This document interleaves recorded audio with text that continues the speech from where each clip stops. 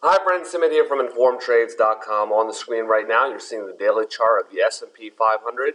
The theme of this video is how a lot of global stock indices are at a resistance level, and we're seeing that with the S&P 500 right here. This last candle, the close, this is the daily chart, so the close on Friday. We're basically at the 200 exponential moving average, this green line right here. So that's an interesting point. It's also the 61.8 Fibonacci retracement level of the swing high that we saw in, mid-May, down to the swing low that we saw at August 24th, the end of August there. So we're basically at that level. We also have the 200 exponential moving average right there. This could be a sign that the market is going to turn down if you're bear. If you're bearish, or even if you're not, but just look at it from a risk-reward perspective, this is a pretty good setup. An interesting chance to short here. You know, if the market clears 2038, it definitely, I think you'd be proven wrong at that point. We might get a rally up to 2038. You could probably even put your stop right around here, 2030, have it a little tighter. But you could put a 2038, 2040 or something like that. 1978 is a target. You could also target somewhere lower, right around 1900 if you want to hold on a little bit longer. But either way, we're at a resistance level, so one could expect the market to turn from here. Anytime you're at a support or resistance level, there may often be, not anytime, but often, there is a favorable reward risk setup because of the expectation the market's going to reverse. So that's the S&P 500.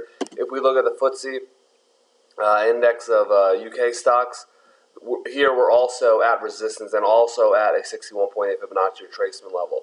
This time the high was not the high from mid-May, which is right around here, but the high from August 5 down to August 21. So we saw global indices really bottom at the end of August.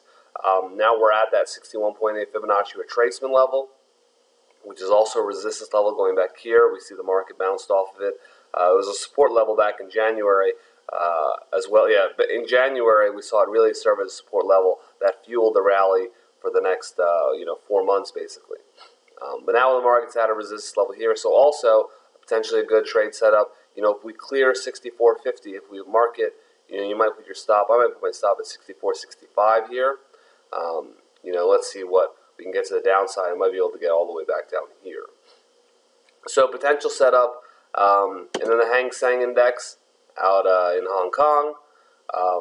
Also at not at the 200 exponential moving average, but at a resistance level that was established, right around here, July of 2014.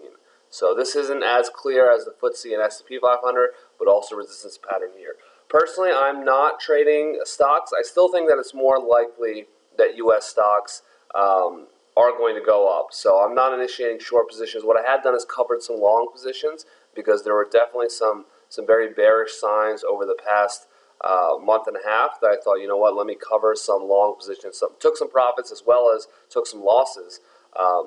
But I don't think we're going to actually short, and I didn't close out everything. I still have quite a few equity positions on out of the expectation that the market's still going to go higher. But we'll see. That's sort of the take. I do think the resistance point is worth noting, regardless of what your situation is, whether you're in a position or not. Something to consider to be aware of. Any questions you have, anything you want to add, or if you're not clear on this information and you want to learn more, check out InformedTrades.com. Like and share this video on YouTube, Facebook, Google+. That helps us grow and helps us make more videos. Best of luck in your trading and investing. We'll see you next time. Take care.